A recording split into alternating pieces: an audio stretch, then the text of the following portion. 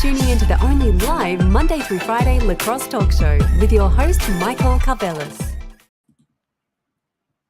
Well, do you like the new logo? Welcome back to the only live Monday through Friday lacrosse talk show on the planet. This is, Dilly Dive. We welcome you so much. We cannot wait to get this started. And for those of you on 12 on Sports, thanks for tuning in. Even though the title says what just happened, this is Dilly Dive. So that's a little bit of a miscalculation there. Not sure how that happened, but this is definitely Dilly Dive. So you're not missing anything. On today's show, we'll have Adam Levy to break down two of the games for this weekend. There are 5 on the slate as the NLL season begins. We will also have Pat Gregoire later on to break down the betting aspect of those games to help you have the insight that you want and need to make your bets. This will be a Friday tradition with Adam Levy, and of course, we'll have multiple betting experts on throughout the season. Thanks so much for tuning in, and please remember, 12ouncesports.com/lacrosse is where you want to get geared up this NLL season. Fanatics finally updated their website, even though they're still not the best merchandise yet. The Rush logo is brand new. So they put it on there. Horny is now official. I know it's rowdy, but you get it. Horny is now on the website. That's very exciting to see. So 12ouncesports.com/lacrosse takes you directly to that link, and you can shop till you drop in your heart's content. Thanks so much for that. All right. Reminder, we are once again on 12 Ounce Sports exclusively live. 1-2-OZ Sports. If you want segments, if you want reels, if you want graphics, updates, etc., gotta still follow Dilly Dive Lax. But live shows are only on 12 Ounce Sports. Once again, that's the new change. And the merchandise, I put everything public. It should be dropping very soon. So the link tree in our bio with the merch store still stands, but we're still waiting for that stuff to update. I've refreshed it a million times before the show still isn't updated. The merchandise is coming very soon, and we will update you as soon as we know that information. All righty, it is 1:03 p.m. here on the East Coast in Georgia, home of the Swarm. This is Daily Dive, and I don't want to keep you guys waiting any longer. When I come back, Adam Levy Fridays begin. Cannot wait for that. Don't go anywhere. I know you won't. We're right back. Don't go anywhere. Daily Dive will be right back.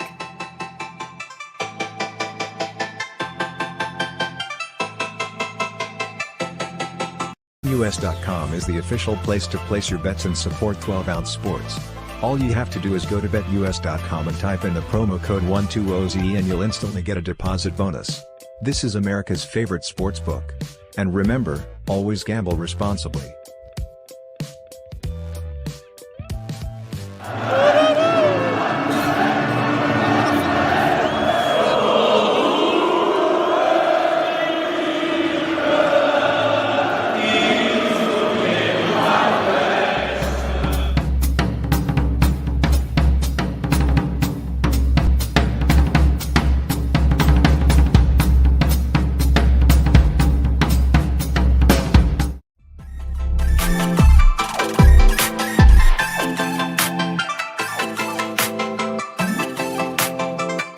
Daily Dive is back in 5, 4, 3, 2, 1. We promised you it would be different. And welcome back. I know you were here last week, but Adam Levy, welcome back to Daily Dive. How are you liking the new look and the new sound? I love the new look, and that woman's voice is very nice. It's I saw this clip recently on YouTube about Jurgen Klopp listening to a translator, and he comments on the seductive voice of this male translator, and I think it adds a nice touch to the programming. So it's very nice. She was very expensive. I would also add that. This is the only live Monday through Friday lacrosse talk show on the planet. He is Adam Levy. He is very well known in the lacrosse multiverse. I can say multiverse now because Marvel partnered with the NLL. I think that's pretty cool. That's a big deal. Touch on that if you want to, but we're going to try to get right into it. Let me just ask you, how do you feel about the Marvel comic book thing? Because I like that a lot. I think it's a really cool initiative, and I think Kurt Hunzinger has been doing an amazing job with these partnerships, and really he's been so active and traveling and really spreading the NLL and spreading all these initiatives. The Unboxed initiative was his baby, and so this was all the things that he's been doing so far are incredible, and it's awesome to see. I know this might be controversial. I'm not a big Marvel guy myself. I don't watch comic book stuff. I don't read comic books. And to be honest, I don't even watch movies anymore. But it's an amazing partnership. There's an amazing fan base there. And I think it's really cool that especially they're tying it with the indigenous roots of the game. I think that's one of the coolest aspects of this. It really is impressive. Whether you like the comic books or the hero movies in general, I do like that they are doing like the themed lacrosse books with that as the plans and the basis behind them was just, you couldn't have asked for a better first marketing scheme, I would say. But I'm very excited. Oh, it's gonna be great. Yeah, absolutely. Preston's picks are out now. Those are some very interesting picks, I might add. But I just want to say shout out to Preston and I love the new logo as well. So shout out to your son Preston for those picks this weekend, man. Thank you. And so the logo was done by an amazing Greek designer named Nick Poulos. He actually, just by pure coincidence, when I had tweeted out about finding a graphic designer to make that logo, he was one of the first people that responded back.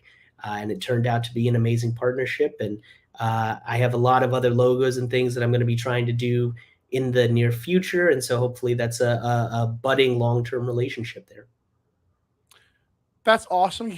We have an Australian female as our voiceover, and you have a Greek graphic designer. That's awesome. I love it. The game's going global. Woo! All right. I know one of the first things we're going to get to today, San Diego Seals expectations. I know during the show the other day, you kind of commented saying, hey, this is kind of interesting spots here for the Seals. And I know recently, were you the one who wrote the Seals article that came up the other day? I wasn't. That was John Rappaport, which is a very new, cool thing that the NLL is going to be doing, kind of business-focused articles every week. There's a lot of really cool initiatives like we were talking about that Kurt's doing, but every team is doing really cool initiatives. So to be highlighting those and to have John doing a lot of that is a really cool feature. Cool stuff. So what is your thoughts on the Seals? I think one of my bold predictions is that they're going to have a first-round choke job again, but that's just poking fun. What do you think about the Seals this year? So I think that I think the reason that I initially had some pushback with your pick was just the fact that, or your comments, should I say, was mostly, I guess I find myself often being a defender of these younger goaltenders. I really like to see guys progress. And especially when you look at a guy like Chris Origlieri, he's 20 years old.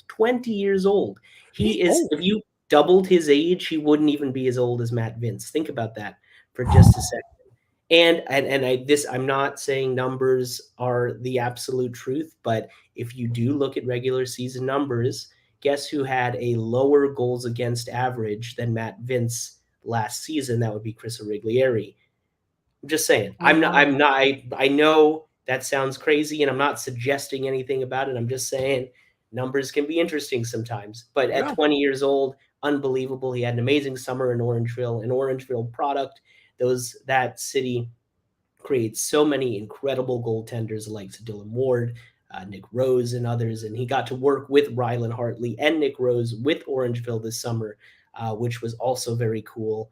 So it's amazing. And also, I don't know if you know this, I had written this up in my feature on Origlieri over the summer, but he and Hartley are actually stepbrothers. Wow. Yeah, so very cool kind of connection there. That is an awesome connection, actually. So I will admit, full disclosure, I would have never guessed he was only 20. I've seen a lot of ages on the NLStats.com website. I have never clicked on his age, and that's insane. So I will preface myself by saying maybe I could lower, decrease the controversy a little bit there, because I do feel like that would make sense why they were kind of breaking him in last year instead of just giving him the reins. That would make sense. Well, also Frank Scigliano, he wasn't at his best in the beginning of the year, but I think there was a very strategic move by Pat Merrill and the coaching staff there to bring Origlieri in, give a young guy some starts, show Frank, hey, you're not going to always have that starting position. You really got to fight for it. And guess what? As soon as Frank came back after those few games that Origlieri was in, he was one of the best goaltenders in the National Lacrosse League in the second half of the season. Now, we can postseason is a totally different conversation, and I know that there's some people who have some flack with Frank about what he can do in the postseason, but during the regular season, whether it's in San Diego or with Calgary, he was very consistent. So I also want to just defend him there, and with him with the Rush, I think that he's definitely going to be a very good piece for them. Say first game of the night, he's got to step it up early, right? Love it. I do want to ask you another thing about the Seals before we move on to your team insights here. I kind of mentioned that the Seals have a new, I believe, offensive coordinator and defensive coordinator. Can you tell us how important that is? Because I know we hear in the NFL say, "Oh my gosh, what? Like that's quite the change." What does it mean in the NLL to you as a person who's known the game obviously more than a person like myself? Yeah, I mean, I think that anytime that you have coaching changes, and we've seen so many wholesale changes and pretty drastic changes throughout the off season, and that can obviously take a few weeks to make adjustments and do all those kinds of things. However, I would say that when you look at a lot of the pieces that the Seals have, and you were also mentioning them before about how much do guys like Curtis Dixon and Dane Dobbie have to give. So if you've got a new offensive coordinator like Jordan Hall, who is a guy who's played tons of minutes against guys like Dixon and Dobbie. Let's first of all say, I don't really know how much instructing Curtis Dixon and Dane Dobbie need. I think that they're very capable to figure things out on their own. And I think that with Pat Merrill still there running the ship, I think that ultimately some things change, schemes change, different strategies here and there. But I think that good coaches also really know how to utilize and get the best out of their best players.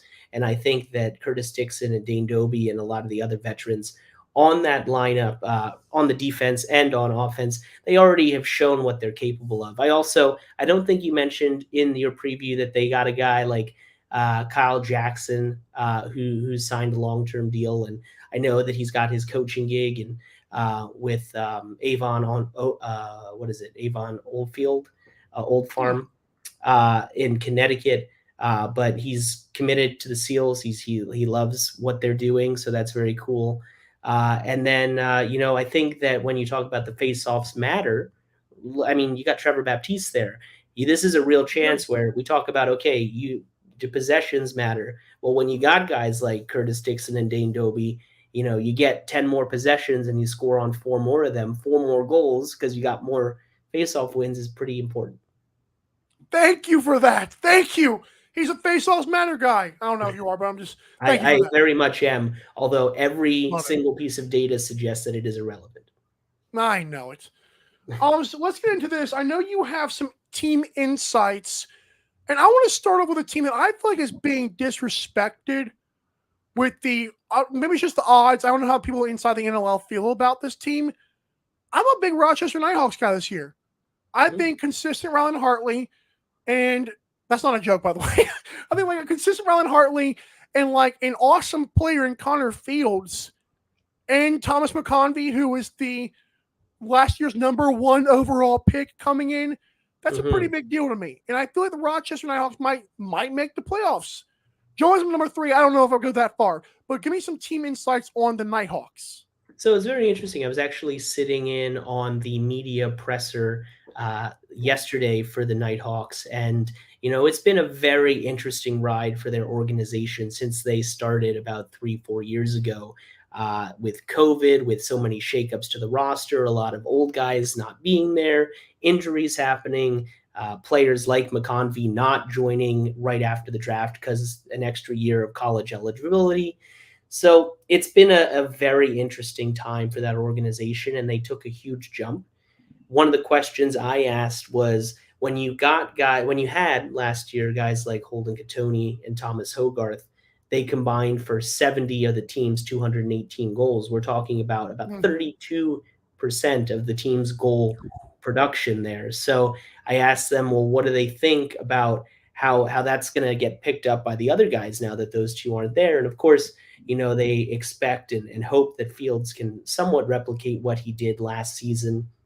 But at the same time, they do have guys there like, Dan Lomas can produce. You've got McConvey coming in, who's obviously an absolutely lethal scorer. Ryan Smith is someone who was a high draft pick before that they have high hopes on, and also someone who's already produced. And then they picked up Kyle Waters in a trade. I believe he was with Calgary before, and they have a lot of upside with him. And if you look at guys like Austin Hazen, Smith, and Waters, when we talk about building for the future, and this team is really, they're not concerned with rushing the process. And so you've got guys who are 23, 24, 25 there. And then Fields, of course, 27, and then McConvey at 23. So, and then, of course, you got Hartley Annette, who's around 25. And I think that goaltending matters. That's going to be really important. How does he back up what he did last year? Can he mature? Can he bring up his numbers? Can he do all of those things? He's a very fiery, passionate guy, and that can be very helpful for a team to motivate you. But you want to be able to reel that in. And, has he been able to do that a little bit, I guess? Not saying that is a problem that I necessarily saw, but I know that some may have thought that he did have a little bit too much excitement when he was in between the pipes and needed to maybe calm down just a little bit. So I think that they will be very good. I think that there are just a lot of other teams that didn't make it last year that are going to be really tough. I think that even if you add San Diego in there about how they were disappointing over the last couple playoffs, they have something to prove. You got Curtis Dixon on a 2-year deal, Doby on a 1-year deal. Gamble is 35. You got guys who knows, Kyle Rubish on a 1-year deal. Is this their last run? Is this the last 1-2 years with these guys? And so that makes them hungry, especially since they've had disappointing playoff results. The Saskatchewan Rush, GM Keenan has been like, we missed the playoffs the last 2 years. That's not going to happen again. We won't accept that as an option. You look at the Philadelphia Wings, same mentality, 9-9 back-to-back years. Look at the roster they've had. They're going to be hungry, and there's so much high expectation there. The Georgia Swarm, who were incredibly hot in the second half of the season and showed what they can do, a very young team. They want to prove that they can keep continuing. So that middle pack there, I would say between the 6th best team and the 11th or 12th best team is going to be an absolute dogfight all season long. And I think the Rochester Nighthawks are going to be in there. It's just depending on injuries and other things. And we haven't even mentioned the Colorado Mammoth, who are struggling with injuries, and we have to see what happens there. It is so many storylines, so many possibilities of things that can happen. So it's amazing that week 1 tonight, we get to see things kind of unfold. Yeah, I read that Cody Jameson's back tonight, so that's interesting stuff there. Does not help my bet out at all. Another thing that you mentioned in talking to you privately was you had some insights on the Vancouver Warriors. Now, they obviously, Kurt Malosky, very well respected. Even like I told people this before, when Callum Crawford came on the show, he made that a point after their loss to that team, was like, they are very well coached. This team was not great at the last half of the season. Obviously, they were trying to rebuild, and then, of course, now the overhaul. How good can Vancouver be year 1, and what is your take on them and your insights on them? I think that they can be better than a lot of people expect them to be, and I know that the coaches and the GMs, according to that vote, and I know that maybe that doesn't hold a lot of weight with as many people anymore, considering some of the choices that happened there. But, the coaches and GMs selected the Warriors to be the turnaround team of the year, and a lot of that has to do with Malosky's leadership. But then defense wins championships, and yes, Aaron Bold is older, but he's now got a full season to be with the Warriors and really show that he's really ready to be there. I've spoken to him in person a few times when he was in Vancouver last season. He's very happy to be there. I think he's going to be reliable. Maybe not a top 3, maybe not even a top 5 goaltender, but you don't always have to be to get your team into the playoffs, especially if you can deliver on offense and defense. And defense, the amount of changes they made, unbelievable, between John Lintz, bringing back Matt Beers, Ryan Dilks, I think between the three of them, they've got like 8 championships combined. They've got so many years of experience, over 30 years of professional experience between the three of them. Big, strong guys. You look up and down the lineup, you've got guys 6'2", 6'3", 6'4", 200 to 215 pounds. That's really menacing. And I forgot to mention Brett Mitski, who's still there. So that's a big, strong, aggressive defense. And when you've got a strong-minded, really passionate coach like Malosky, who's so good at making in-game adjustments, that's a formidable defense to go up against no matter what team you are. I mean, if Aaron Bull can hold it down at all, like top 10, I feel like the team would be pretty good defensively. So regardless of where he finishes, Vancouver should be better. Didn't they start good last year and then like kind of fell off afterwards? I think I'll have to check on that. But I think that what they did is they were kind of spotty in the beginning, but they had a strong finish, which was important. So yeah, I'm looking at the schedule here actually. So no, they were not very good. They started worse, but let's finish stronger. Right. So they had a stretch, and this was the positive sign was this was after Mitch Jones and Logan Schuss had been Mitch Jones traded Logan Schuss, unfortunate with the injury there. So from February 25th to March 25th, they went 3-4. They won 2 road games against Saskatchewan and against the Desert Dogs. And then they also beat the Colorado Mammoth as well. So that was an important stretch. And then things didn't really pan out in that very end of the season for them. But it was a team with so many adjustments. We forget Troy Cordingley was a new coach and GM, and he was kind of in this flux position where he was taking over for Dan Richardson, who had made so many decisions, and Troy didn't have the opportunities to really build the team that he wanted to. So it was so many things, were so many moving pieces there. I don't think that last year's performance can really be taken as a real sign of what that team was capable of. Love it. All right, so we've got 2 games to get to, and I'm very excited for these 2. There's 5 on, like I said, this weekend. We can only get 2 of them. The last one tonight is 2 teams that, like, well, these guys are going to, for lack of a better word, suck. And it's Albany, it's Las Vegas. One thing about Las Vegas, though, I don't know if it's the players going to Vegas. They've got a good home record. I think 4 of their 5 wins last year, or all 4 of them came on at home. We're just like, wow, okay, that's pretty good. Las Vegas was pesky to start the season, kind of fell off. But both these teams have young talent that might be showcased. Give us your thoughts on this game. I think Dogs win it because it's in Vegas, but I could be swayed. Well, I think that, it's when we talk about a lot of changes and some unfortunate changes, the Albany Firewolves have seen a couple of retirements, some injuries that they wouldn't have liked. Will Johansson out for the season, supposedly with a ACL injury, and he was a top 10 pick in the 2022 NLL entry draft. And so that's unfortunate. Brett Manny, obviously not there. Kieran McCardle, who you've talked about, not there. So some big changes. They're very, very young and they're very athletic, and but they know that they're in a rebuild stage. But what I would say about these teams, particularly when you look at those young guys, so you've got Ty Kurtz and Alex Simmons, 2 guys who were first-round draft picks in the 2022 NLL entry draft. Who are making their debuts. And so who knows what they can produce. And it's important to see what pieces you do have for the future and how hungry they are in the beginning when they're making that start. Knowing that they might have a little bit more responsibility because they are in a transition period and looking to find their identity, that could be a really good thing for young guys. You're kind of thrust into this position to say, hey, like, this is your time right now. You're not like you're going to warm up to it. You're thrown into the fire immediately. So that could be really good.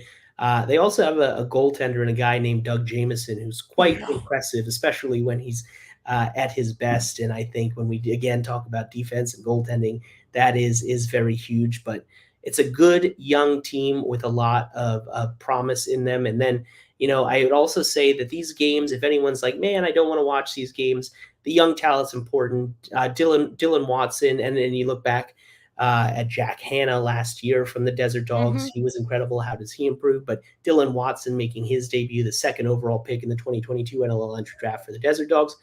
He can bring a new spark to the offense as well. And then I think that you want to see basically, what does the future look like, and how can we kind of provide a spark plug for our fans, but also it puts fear in other teams if those guys are doing well. And sometimes in the beginning of the season, that can bite you. If you look back last season at the Bandits and Firewolves season opener, well, who won that game? The Firewolves won that game by one Mhm. goal.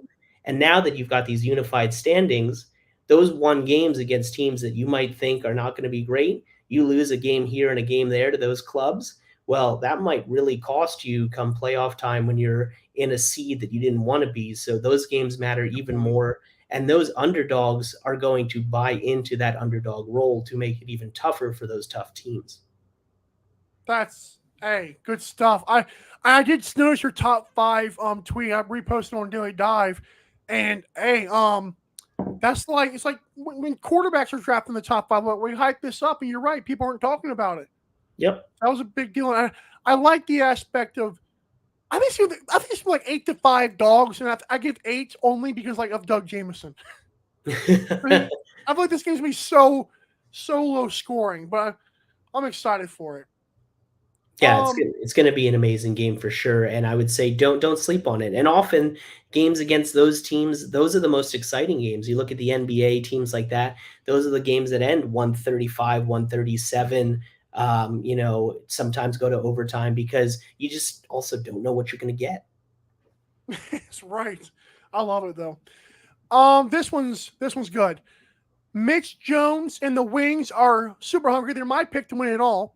Low hanging fruit there. The New York Riptide have a guy named Jeff Teets, who I did compare to Spider-Man. I will leave that alone for now. Hey, good game. Very marquee matchup here, even if one of the teams I think is way better. I think Wings win it, but what is your take on the Wings? I know you have some thoughts on the Riptide as well. Yeah, I think that the Wings are a very talented team. They're very stacked, but they have been stacked, especially offensively, for a long time. They might have an issue in terms of defense and transition, and we'll see what happens there. That's definitely kind of, when you compare that to what they have offensively, that is a little bit of I don't want to say a red flag, but it's a little bit of a warning flag there in terms of if you want to see where they might have some holes there. But they're very hungry, very determined. I know Paul Day. Very excited to have full seasons with Mitch Jones, full seasons with Mike McCannell, full seasons with Scott Dominy. Really a lot of, again, young, fresh pieces and a lot of big moves made because they are not satisfied with how things have been going.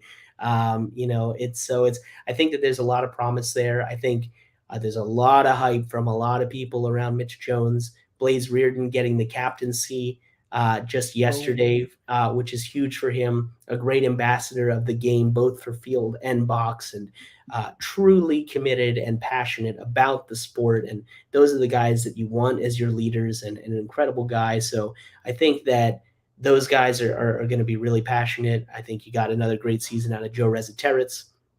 I think it's going to be really interesting to see them go up against a guy like Cam Dunkerley, who will be supposedly the guy in net for the Riptide going forward. And having seen him a couple times in practice, he looks really good. I really like what I'm seeing from Dunkerley, another younger goaltender in his early to mid 20s. I believe that he's around that age there. And so, he's finally, going to have a full season potentially with Will Johnston going up against him, his backup there for the Riptide, to really see what he can do with this team. Goaltending has been a problem for the Riptide their entire time as an organization. So can he snap that streak, and can his energy, his athleticism, his ability to quickly move from post to post and make athletic saves, can that really change or turn the tide, I should say, for the Riptide this season? Shout out Tyson for that one. That was good. Hey, Dunkerley is 24. You were right about that. I looked it up real quick. I do have a question about Jeff Teat. Mm-hmm. Is he going to break the scoring record this year, or at least the goal record? I've heard some people say that. Yeah, and You- again, going back to the NLL Top 50 coaches and GMs poll, they had Jeff Teat as your MVP, preseason pick for MVP, and your Mhm. preseason pick for the best offensive player. And I don't see Ooh, why not. He had the ball in his stick a lot more and scored the ball a lot more. Of course, as we talked previously, he had quite a few turnovers, but that's because he did have the ball in his stick way more than his rookie year. I think that he's a machine. He's a robot. I've spoken to him. He's so focused. His schedule is so rigid. He loves the game. He eats, sleeps, and breathes lacrosse like no one else I've ever met before, other than guys wow. like Blaze Reardon and people like that, who their whole life is committed to the game. But Jeff is just, he's a byproduct of when you get the right training from a very young age, and especially his dad was a very successful player as well. Yep. You just like you grow up in that, and that becomes your life, and he's embodied that to the fullest and then some. So I think that it's very possible that he breaks that, and I think there's a very good chance that he will. I'm so excited. Are you allowed to make a preseason pick or no for the championship? I don't know if you had a thought on that. Well, it's going to be really interesting. I don't generally put a lot of weight on preseason picks, especially when Right. you look at injuries, and you just don't know how teams with the amount of things that have been shaken up this year.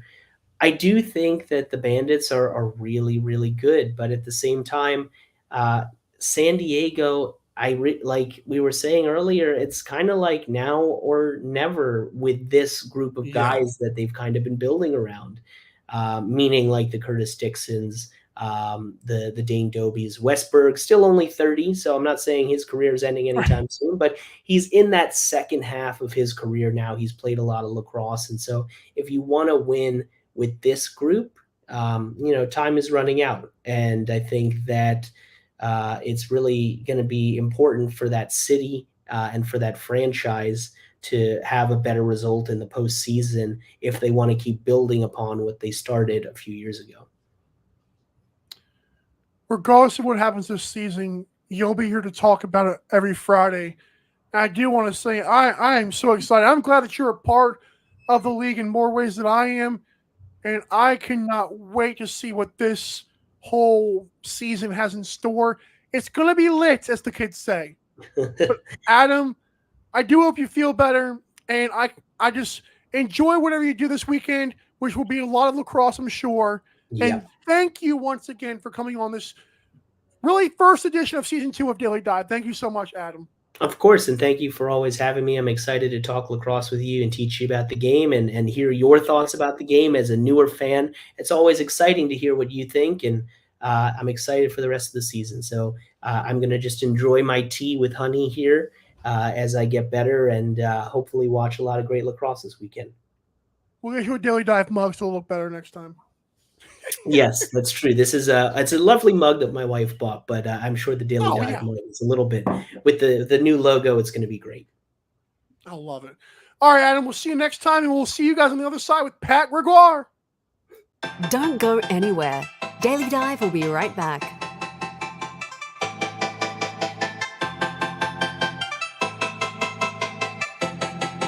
US.com is the official place to place your bets and support 12-ounce sports. All you have to do is go to betus.com and type in the promo code 120OZE and you'll instantly get a deposit bonus. This is America's favorite sportsbook. And remember, always gamble responsibly.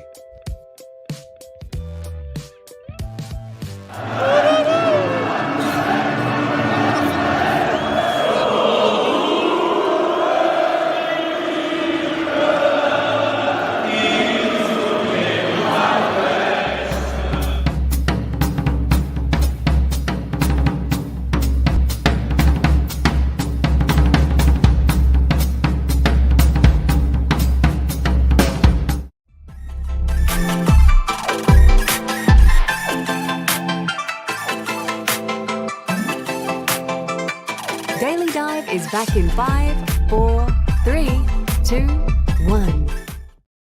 I'm never going to get used to that Australian woman just talking to me, telling me Daily Dive's back. Pat Gregoire, welcome back to the show for season 2. This is your first time this year, so I'm happy. How you been? Been good, man. It's been a long time coming for this season. I know you guys been hyping up December 1st, obviously with your new brand launch, which looks awesome. It sounds awesome. Congratulations on joining the fellows at 12 Ounce Sports as well. But yeah, I'm ready to go. We're already here in Halifax. Went to the morning shoot around, saw Sask, saw Halifax. Both those teams are ready to go, and I think we're in for a good one for the opener for the season.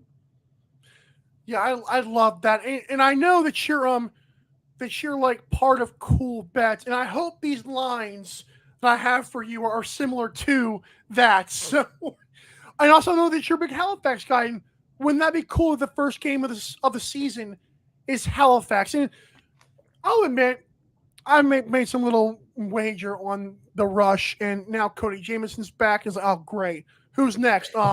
Randy Stotts. I'm getting screwed over here, but Thunderbirds, from what I can see, are favored by 210. That's insane. That to me is like a little bit disrespectful to the Rush. Maybe I'm wrong. Over-unders at 24.5, or total at 24.5. How do you see this one playing out, and what did you see in shoot around this morning? So first and foremost, I tend to agree. Obviously, I do a lot of work with the Halifax Thunderbirds. I think they are a team that has a lot of high expectations. But that being said, I do think minus 210 is a lot for this team, especially when you look at Sask. Yes, what did we see this morning? You see a really young, big, fast, athletic group. Yeah, they're missing a lot of their key pieces that they had from their dynasty. Mark Matthews isn't there on the left side anymore. Kyle Rubish, Beers. You look at the back end with some of those guys, Dilks, their captain, all those guys are gone. But with that being said, it's a big opportunity for a guy like Zach Mans to step in and be a top contributor. Patrick Dodds, can he get back to where he was with Panther City previously? So it is really, really intriguing. Another little tidbit to go with this game. Although it's not like a geography rivalry. You have Saskatchewan, who's in the prairies. You've got Halifax in the Maritimes, but there is a little bit of a rivalry growing here between two smaller Canadian markets. Every time these guys play, it's absolute fireworks. You think of back in, I believe it was 2020 or 2019, Halifax and Saskatchewan down here in Scotiabank Arena. It was a back and forth effort. Went to overtime, couple of disallowed goals. Crazy game. And then you look to the 2 seasons ago, Halifax, they kind of get revenge on the Rush. They win in overtime in the season opener. So that all kind of puts together. I don't know if would be betting on Saskatchewan to win the game outright. Right. But you got to maybe look at the spread. I know right now, Coolbet, you can get them at plus 2.5 and minus 149.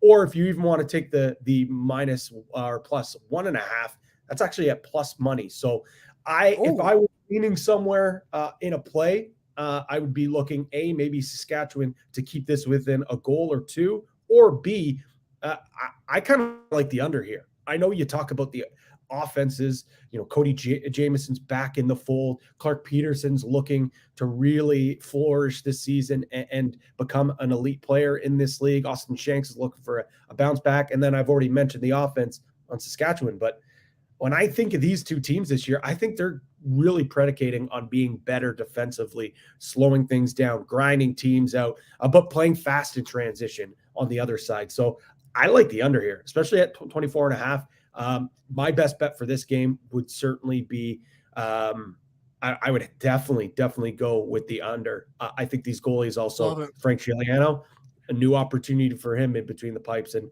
Warren Hill. I think he wants to get back on track to some of the consistent goaltending that we've seen in previous years. Was he playing for Six Nations when they won it just now in the Mann Cup? Oh, well, yeah, that helps. Yeah, him and Doug Jameson, not a bad 1-2 punch in between the pipes, if you ask me. But that's obviously a confidence booster as well.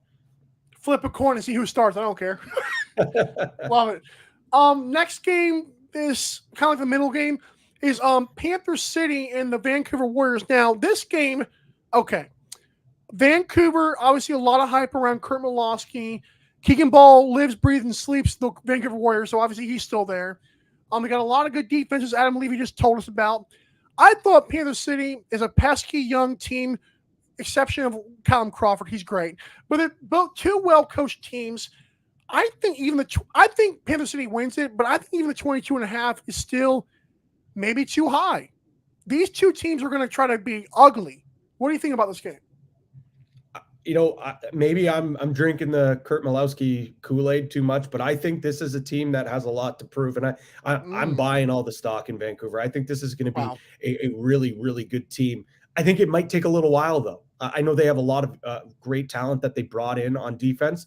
Defense wins championships. I heard Adam Levy say that, and it is very true. But championships aren't won in week one. Like, it's going to take them a while. I think there might be some growing pains. I think Kurt Malowski knows that.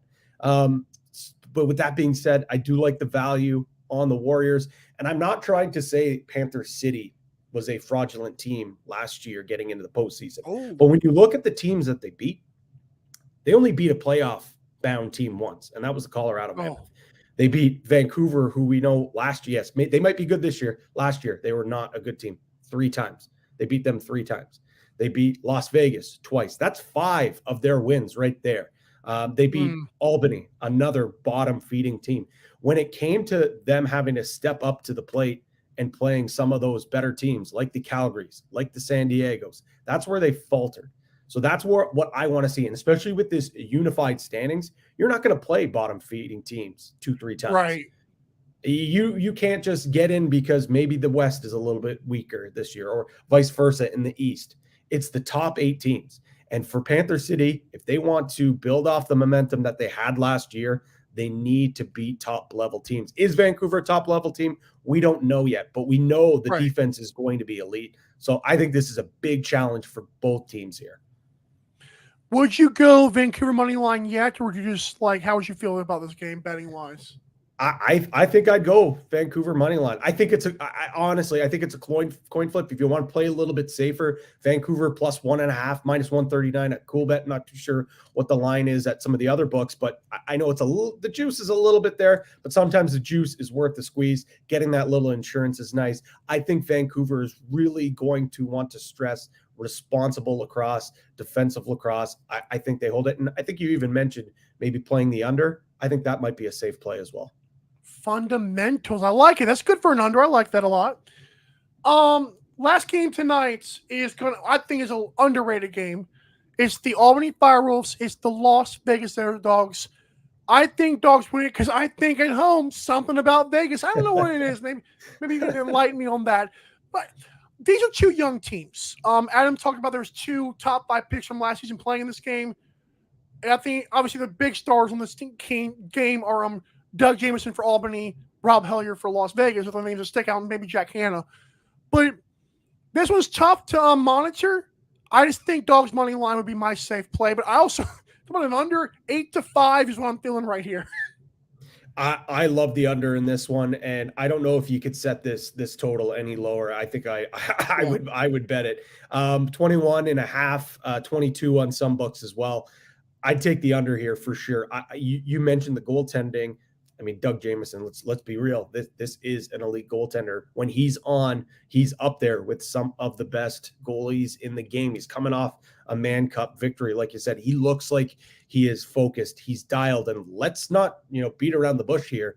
He's going to have to be, their best player if they're going to want to win games this year. Yes, they have some great young talent up front. Ethan Walker is looking to take the next step.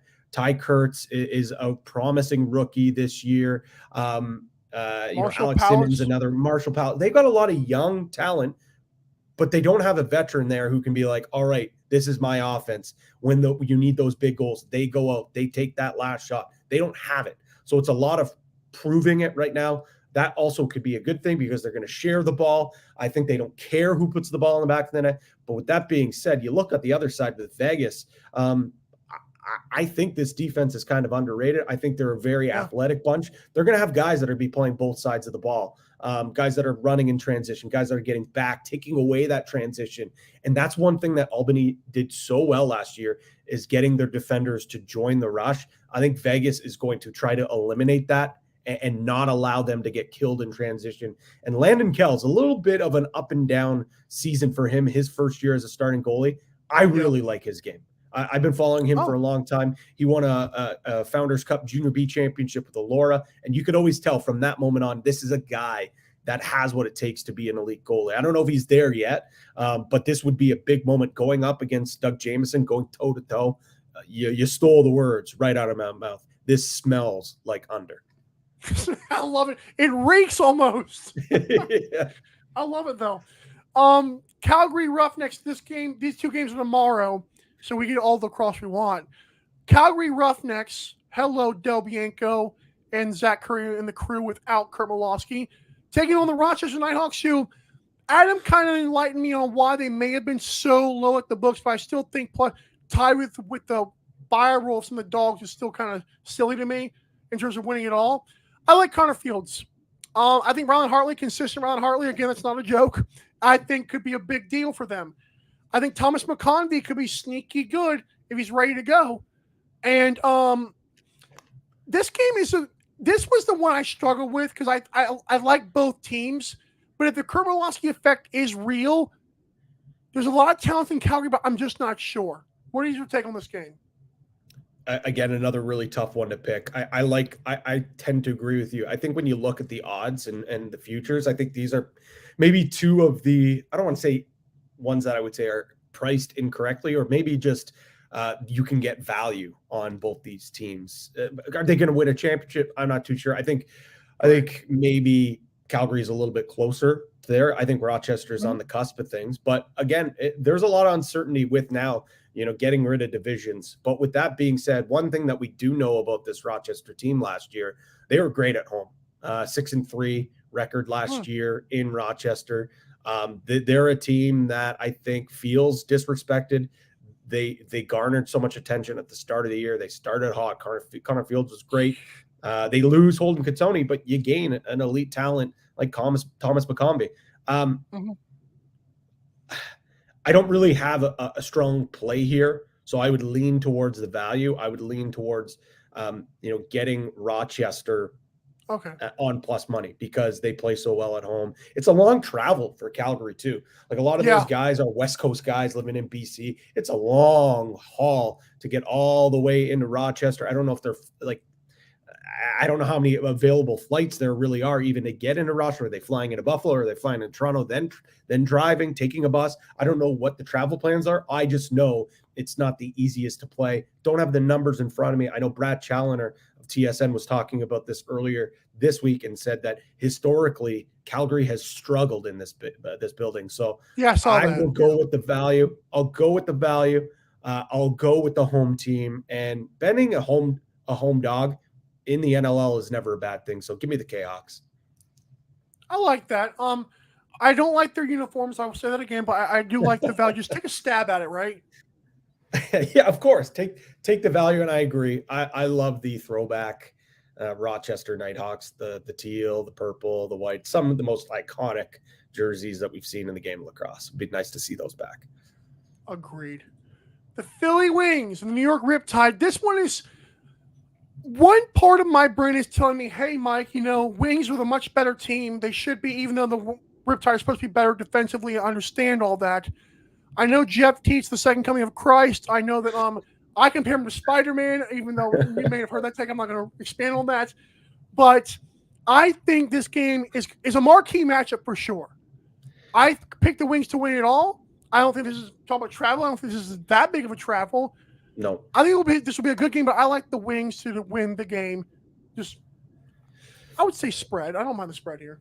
I would probably, for me, I would probably just go Wings straight up on the money line. I think that I'll be honest. I think the Riptide will be better defensively. I think they don't have a choice. They have to be. And to be quite honest, it's not going to be that hard to be worse defense or better defensively, because I don't know if it can get much worse. They brought in a lot of veteran talent, which is going to help. But again, similar to what I said about some of these other teams, Vancouver, you bring in a lot of guys. It's going to take a while for them to acclimatize to the system.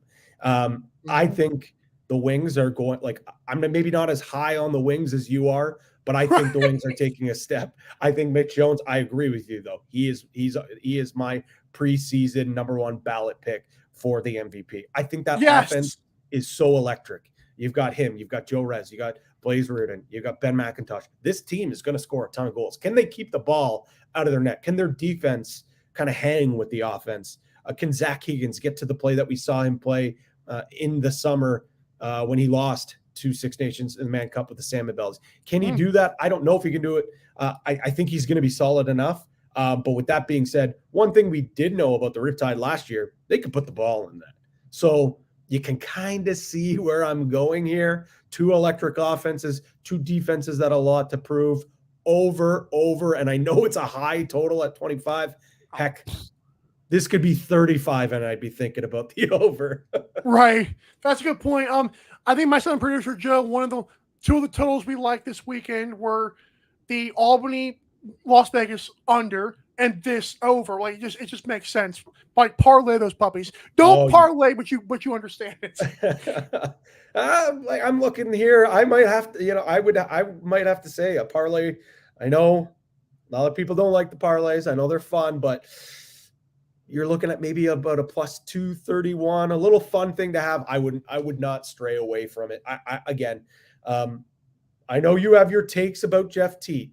Doesn't mean he can't score. That is very, very true. Yeah, sure, he's going to turn the ball over a couple of times, but he's also going to put the ball in the back of that ton. So I think this is a huge over game. I'm actually super pumped that, folks like you down in the States, this is going to be the marquee, the showcase, Saturday Night Showcase, I think they're calling it on ESPN. Yeah, I saw that. Massive. That. I think this is going to be a really entertaining game for some folks to watch. I can ask you 2 more things here quickly. Number one, listen, Adam Levy really made me mad because I thought he's a nerd just like comic books and Marvel. I mean, I don't like comic books. I love the fact that the Avengers whole theme was incredible to me. How cool is it to you to see the Marvel thing happen with the comic books and the indigenous roots? That doesn't even make sense on how cool that is to me. Yeah, you kind of nailed it on the head, Mike. I think the big thing is tying it in with the indigenous roots and the creation of the creators game of lacrosse. I think that is massive. We've seen in years past some NLL teams partner with individual Marvel series with a superhero jersey, some other things here and there. But that's all great and fine when you tie yourself to a great brand to attract younger kids, some Marvel fans, whatever it may be. But if you can use this as an educational tool to show the true meaning of the game of lacrosse, how much it means to the indigenous communities across North America, and bring that to light while having a fun, cool, engaging brand to work with, I think it's phenomenal. Kurt Hunzinger and Brett Frood, another phenomenal initiative that they've got here. I'm really looking forward to it. I'm looking forward to see which players that they try to, and I loved your twist on some of those. I think it's going to be really cool. I think it's an awesome opportunity. I think there's some easy layups. I think obviously you said it, Captain America, Curtis Dixon, Superman. That's literally his nickname. So I think it's going to be really cool. I think the big thing though is that it's an educational tool about the game of lacrosse and how important it is to the indigenous peoples, because again, it's really, really awesome. I love how much they're thinking outside of the box, in the box across game right now. Well, aren't you? I was like, haven't you been on that podcast before or something like that? Yeah. I certainly have. Right. And regarding that, it just, again, the fact that you have to go to these games to get these comic books is even cooler. You smart bastards, you want my money. You're going to get it too. Oh yeah. Little Johnny or whatever is going to be going up to mom, I need this comic book. We have to go to the game. Brilliant. That's a good investment for 20 years. Yeah, exactly. One other thing, and I don't know if you can just give this information, but like I said, I had the Wings to win it. I think Swarm are at good value, honestly. If you're talking about teams that just want to go all in, I'm glad the books finally call it to the Bandits being the favorites. Even though I think it's very hard to run it back in lacrosse, we've seen with the history of that. Any good value to you in any pick, or you don't have to give one? I'm just asking. Well, we'll start with value. I think the one team we already talked about is the Calgary Roughnecks. Yeah. I think there's some value there. Yes, you come in with a completely new coaching staff, but Josh Sanderson is a guy that's proven at many different levels he can coach. I don't think that it's tough to win a championship in your first year after losing such an influential coach to that group. Like but with that being said, Kurt Malowski has built such a strong foundation. It's not like Sanderson's coming in and having to turn a really bad team around. Like he's getting the keys to a Ferrari. They didn't lose much. Like they lost like basically nothing. So I think this is a much easier situation for him. So I think there's a lot of value there. If you want to continue with the whole value standpoint, I know it's a little bit higher up the board. Actually depends on what book you're looking at. The Colorado Mammoth are a tricky one because I could see it's a two-way street. I could easily see the Colorado Mammoth missing the playoffs. I could also see them, like they love to do, coast through the regular season, get in at a lower seed, and then just put that switch on and just playoff. Dylan Ward is here. And Connor Robinson is scoring big goals, and Eli McLaughlin is scoring big goals. And Zed Connor Williams Kelly had a sock trick in the preseason. Yep. That's huge. And he's going to have to be huge. No Ryan Lee this year. Exactly. Unfortunate again that he's not going to be able to play. He is the heartbeat on the right side of that offense. So they're a team, but at the same time, it's like buyers beware, because there's also a chance because they're just not built for the regular season. They're built to win championships. They're built for that gritty style of playoff. Their defense is unbelievable. But can they win enough in this new format with the unified standings? Can they win enough to get it? It's crazy that I'm saying, like, it sounds insane, but just walk it through with me. I think that they're a team that all they got to do is punch their ticket. Once they're at the dance, they'll be able to find the pretty girl and take her out on the dance floor. They just got to get that ticket first. It helps my my Seals choke job bowl prediction if that. Well, if you want to look at the top of the board, like I don't think the Seals. I think offensively, I think you can go blow for blow with any team, even the Buffalo Bandits. Offensive firepower. The defense is significantly better over the last couple of years. Very athletic. It's the question mark in between the pipes, and Chris Origlieri, I think I'm a little bit higher on him than you are. Maybe not as high as Adam Levy is, but he has to prove it. Like, he has not proven it as a pro. He's a young lad, and he's going to be an amazing 20 is insane. He's going to win. Like, he's going to be a elite caliber goalie. He's probably going to win a goaltender of the year at some point. He's probably going to win an NLL championship. But like doing it at 20, like we didn't even see Christian Del Bianco do it at that age. He was pretty young when he did it though. It's so early. And okay, they have a backup plan in Mike Poulin, and Mike Poulin is a phenomenal goalie, probably a Hall of Famer at some point. But he was, sitting on his couch for a year. He's coming out of retirement. Is like that's their insurance plan. So at the price that it's at, if they won, am I surprised? No, but at that price, I'm not betting it. If you want to look at some of those other ones, the Bandits, I know it's so hard to run it back, but I feel like 6-1. Them getting that monkey off their back, I feel like the confidence is as high as it's ever been. And now that they've gone through that hardship of so many heartbreaking losses, Dane Smith knows now I'm a champ. That was the last thing he needed is an NLL championship. He's done everything. And he's gone out and done that. If Josh Byrne can stay healthy, I mean, I was about to say, he could be an MVP candidate, and they have multiple MVP candidates. Oh yeah, and then Matt Vince, the greatest goalie of all time. He's okay. Yeah. He's fine. So they're the team there, and then the Toronto Rock, man. You talked about, like, I think it was Adam who said, like, it's now or never for the Seals. I don't think it's quite there for the Rock, but it's like, their championship, their defense last year was championship caliber. Nick Schreiber's Rose, health, that's concerning. But what does Jamie Dow do? He goes out, gets Chris Boucher, who's a guy that wakes up in the morning, he puts his pants on and puts balls in the back of the net. That's what he is. He's a pure goal scorer. You look on the other side, you've got Mark Matthews, one of the most elite playmakers that the game has ever seen. Big, huge, great vision. Can you imagine him throwing balls cross floor to Tom Schreiber? Like, that's nice. Yeah, back door. Oh, and then Dan Lintner, they picked up another nice depth piece. So Jamie Dowk is in win now mode. He has done everything. He's gone out and got the offense. He built the defense. Yes, Latrell Harris being out is very detrimental to this defense. Agreed. but you still got Brad Curry. You still got Mitch DeSnew. Like those are two of the and top. Rosie. And Rosie. Yeah, exactly. You got two of the top 5-6 defenders in the NL, in my personal opinion. Ask the GMs and coaches. Yeah. Maybe we won't do that. Don't get me started on that. I wasn't as fired up as you, but I was pretty fired up about that. I think this Rock team can win a championship. You mentioned it. How healthy is Tom Schreiber? If Tom Schreiber is healthy down the road, this team can do it. But you saw what happened to them against Buffalo. Buffalo manhandled that was scary. Buffalo manhandled them.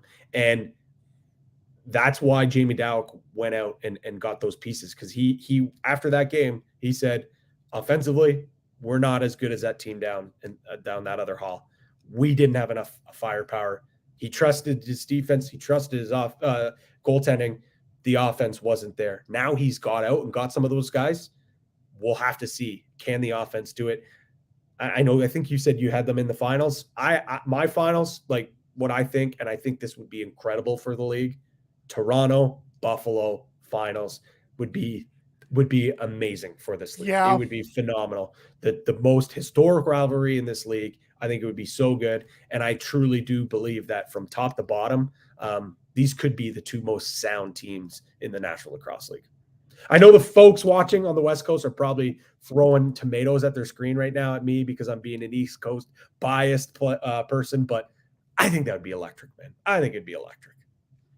I wouldn't mind seeing Rock and Seals because Banish just broke through. I wouldn't mind seeing Toronto versus San Diego for the sake of the West Coast people. It wouldn't be bad. Hey, don't get me wrong. I think the Seals, it's the one question mark, and it's the most important position in lacrosse, goaltending. Look at the champions over the last few years. Look at it. Ward, Vince, like you go down. Evan Kirk with Saskatchewan even years previous. Like you need an elite goaltender. And if you don't have it, you're not going to win. Christian Del Bianco with Roughneck. You will not win a championship unless you have an elite goaltender in the pipes. Easy as that. Can O'Reilly do that? We'll have to wait and see. I love that I can hear you even more tonight on the broadcast. It's going to be even better. But you guys let me talk now. He's going to be unfiltered later on. I saw Adam was drinking his tea and honey. I think I'm going to have to go do that because I'm already starting to get a little scratchy here because I'm so fired up about these games. Don't you miss this tonight. Enjoy your call. Is it with Teddy again? No, so it'll be actually with Pete Dalladay, who will be normally calls the games in Halifax. For TSN, it's normally John Abbott or Teddy. Teddy's out west, Vancouver, so stay up late. That's right. Watch that game. And then actually John Abbott's doing some work with TSN on the NHL side. So he's not here this week. Pete's popping in, but it'll be a great call. Ashley Docking will be on the sidelines. It's going to be an awesome game. 8:00 local start here on the Atlantic time. So the fans in Halifax might have a couple of extra sodas. They might be a little more energetic than they normally are, which is saying a lot because the Nest is electric. And the common denominator in all those broadcast booths, Pat Gregar. Love it, man. Thank you so much for being here. And we'll have you on the Fridays whenever we can, or maybe another day. Who knows? This has been Daily Dive, right? And when we come back, myself and producer Joe's Picks. Thanks so much, Pat, for everything you do, man. Appreciate it. Thanks for having me on. Absolutely. Don't go anywhere. Daily Dive will be right back.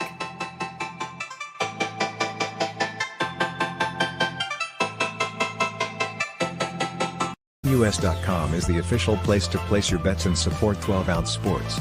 All you have to do is go to BetUS.com and type in the promo code 120OZE and you'll instantly get a deposit bonus. This is America's favorite sportsbook. And remember, always gamble responsibly.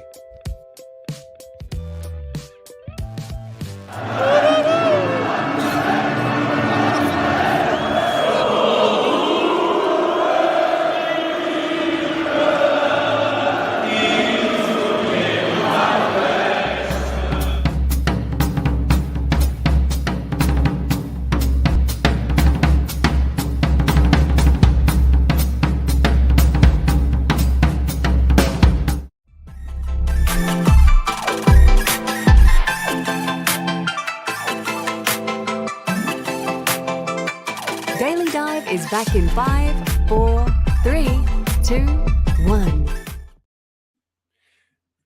fair, if you thought that like an hour show was gonna be like a theme, it probably is. Because every Friday we are doing the whole Adam Levy segment along with the betting analyst, so that'll be fun. I thought Adam and Pat were spectacular, but you guys knew that. I don't have to say that. This is Daily Dive, the only live Monday through Friday lacrosse talk show on the planet. We are live on 12 Ounce Sports, and there are two very small things I would like to mention. Unfortunately, the title of this is What Just Happened. That's the Thursday show on 12 Ounce Sports, but that's okay. We're here. We're going to be Thursday at 1 o'clock anyways, Eastern time. But the title, this is still Daily Dive, so don't worry about that. We're going to get that fixed next time. Also, the merch is still not updating on Teespring. It's okay. As soon as we know that it did update, we will let you guys know. But we have listened to this public. We're waiting on their end to do something about that. But the merch, this logo looks awesome on t-shirts. Believe me, I already ordered myself one. Cannot wait to showcase that on the show. It's Friday, December 1st, 2023. It's 2:06 p.m. You still watching? Come on, man. My son, producer Joe's picks. I hope you guys are ready. Boom. Boom. All right. Producer Joe, of course, we're both 0-0. We're going to keep track of this all season long, just straight up money lines. I've got the Rush, Desert Dogs, Panther City, Nighthawks, and Wings. And that bastard's got the same. So Daddy's got the same picks as me. I didn't plan it that way. That's just how he felt. Calgary traveling to Rochester, that stat was huge. They struggle over there. And Pat was right. It is hard getting to a city and then having to take a bus ride to another city. It's like, God, where is Rochester? Well, apparently it's easier to find than Albany. I'm sorry, I need to stop taking shots at the Firewolves. But I think the Rush win tonight in Halifax. Sorry, Nest Birds out there. Even though Cody Jamieson decided to show up and play, whatever. Dinner Dogs do beat the Firewolves like 8-5. I'm rolling with that number in Las Vegas. I think Panther City handles Kurt Malosky's and the Vancouver Warriors. The team Kurt Malosky, you get it. I've got Rochester to hold off Calgary, and I think the Philadelphia Wings will beat up on Jeff Teton, Spider-Man, and the Riptide. So I do appreciate you guys tuning in. This has been a long show. I'm starving. It is lunchtime officially. This has been, once again, the only live Monday through Friday lacrosse talk show on the planet. As I mentioned before, I would not mind if it was the first. I mean, if it was the first and not the only, because I would love to see the space grow. But for now, we out here, we doing this thing.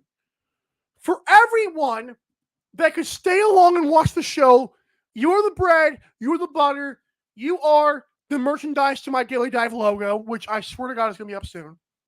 For everyone behind the scenes getting a street cred, thanks a lot for that. For all the great guests like Pat and Adam and everybody else, you guys are incredible. For producer Joe at Daily Dive Joe, I am your host, Michael Carmelo, saying enjoy the NLL season. Way back Monday to break it all down. Same time, same place, 12 Ounce Sports. Adios. Thanks for watching Daily Dive. See you next time.